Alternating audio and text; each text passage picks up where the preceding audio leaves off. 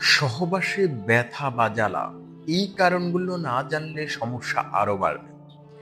বিবাহিত জীবনে এমন একটা সমস্যা আছে যেটা নিয়ে স্বামী স্ত্রী একে অপরকে বলতে পারে না, অথচ এই সমস্যা অনেক দম্পতির ঘরেই আছে। সহবাসের সময় বা পরে ব্যথা, জ্বালা বা অস্বস্তি, অনেকেই ভাবেন এটা স্বাভাবিক, সহ্য করে নেন। অনেকে লজ্জায় ডাক্তারের কাছে যান না। আর এই চুপ থাকাটাই একদিন সম্পর্কে আরো শরীরে বড় সমস্যা তৈরি করে। আজকে এই ভিডিওতে পরিষ্কারভাবে বলবো কেন এই ব্যথা হয়, কখন বিপদের লক্ষণ, আর কি করলে এই সমস্যা থেকে মুক্তি পাওয়া সম্ভব। কিন্তু এখানে একটা কথা আছে যেটা বেশিরভাগ মানুষ জানেন না। এই ব্যথার কারণ বেশিরভাগ সময় শরীরের কোনো লুকানো সমস্যার সংকেত। শুধু ব্যথানাশক খেলে বা সহ্য করলে কারণটা থেকেই যায়, আর ধীরে ধীরে পরিস্থিতি আরো খারাপ হয়। তাহলে কারণগুলো কি কি হতে পারে? প্রথম কারণ হলো লুব্রিকেশনের অভাব। শরীর যথেষ্ট আর্দ্রতা তৈরি না করলে ঘর্ষণ বাড়ে, জ্বালা হয়। এটা হরমোনের কারণে হতে পারে, বিশেষ করে মনোপজের কাছাকাছি সময়ে। আবার মানসিক চাপ, ঘুম কম হলে বা সম্পর্কে দূরত্ব থাকলে এটা হয়। এটা দুর্বলতা না, এটা শরীরের একটা সংকেত। দ্বিতীয় কারণ হলো ইনফেকশন। ইস্ট ইনফেকশন বা ব্যাকটেরিয়াল ইনফেকশন থাকলে সহবাসের সময় জ্বালা অনেক বেড়ে যায়, সাথে চুলকানি, অস্বাভাবিক স্রাব থাকতে পারে। এই সমস্যা দুজনের যে কোনো একজনের থাকলেই হয়। তৃতীয় কারণ হলো ভ্যাজিনিস মাস। এটা এমন একটা অবস্থা যেখানে পেশি অনিচ্ছাকৃতভাবে শক্ত হয়ে যায়, ফলে প্রচন্ড ব্যথা হয়।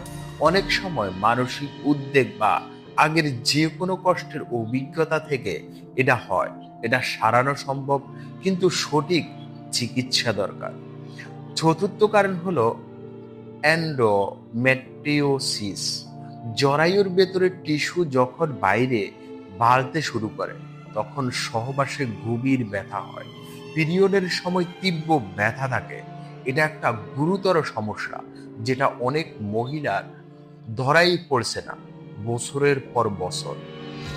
পঞ্চম কারণ হলো পুরুষের ক্ষেত্রে ফিমোসিস বা ইনফেকশন। শুধু নারীর সমস্যা থেকে নয়, পুরুষের ক্ষেত্রেও নির্দিষ্ট কিছু শারীরিক সমস্যা থাকলে সহবাসে ব্যথা বা জ্বালা হতে পারে। এটা নিয়ে লজ্জা না পেয়ে ডাক্তারের কাছে গেলে দ্রুত সমাধান পাওয়া যায়। এবার বলি কোন লক্ষণগুলো দেখলে সাথে সাথে ডাক্তারের কাছে যাবেন।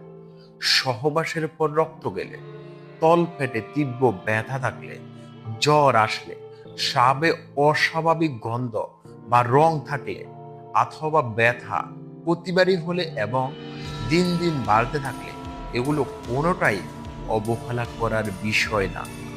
আর যদি সমস্যাটা হালকা হয় তাহলে কিছু কাজ আরাম দিতে পারে। ডাক্তারের পরামর্শে ওয়াটার বেসড লুব্রিকেন্ট ব্যবহার করা যায়। তাড়াহুড়া না করে পর্যাপ্ত সময় নেওয়া দরকার। দুজনের মধ্যে খোলামেলা কথা বলা জরুরি, কারণ মানসিক আরাম শারীরিক আরামের সাথে সরাসরি জড়িত। আর হরমোন পরীক্ষা করানো দরকার, বিশেষ করে যদি দীর্ঘদিন ধরে এই সমস্যা থাকে। এখন আসি, সুস্থ দাম্পত্য জীবন শুধু সম্পর্কের জন্য না, শরীর ও মনের জন্য জরুরি। আর এই ধরনের সমস্যা নিয়ে চুপ থাকা কোনো সমাধান না। দুজন মিলে কথা বলুন, প্রয়োজনে ডাক্তারের কাছে যান। লজ্জার কিছু নেই, কারণ সুস্থ থাকাটাই আপনার সবচেয়ে বড় কাজ। এই ভিডিওটা যদি আপনার ভালো লেগে থাকে তাহলে অবশ্যই লাইক দিন এবং আমাদের চ্যানেলটি সাবস্ক্রাইব করুন। কমেন্টে আপনার মতামত জানান। আপনি কোন বিষয়ে আরো জানতে চান সেটা লিখুন, আমরা সেই বিষয়ে ভিডিও বানানোর চেষ্টা করব এবং আপনার প্রতিটি কমেন্টের উত্তর দেওয়ার জন্য চেষ্টা করব।